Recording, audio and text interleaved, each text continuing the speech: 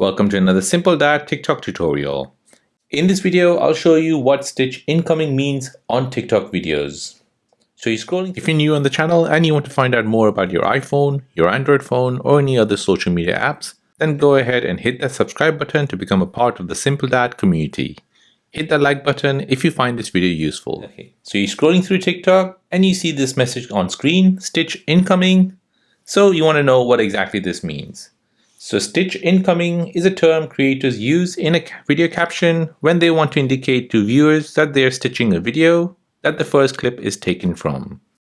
So you might watch a video and you think that this is boring, so you'll move on. However, Stitch incoming will let you know that this content creator has stitched his video and you'll just have to wait for their reaction to this first video. So there you go. That is what Stitch incoming means on TikTok videos. If this video is helpful, then please subscribe to see more videos like this.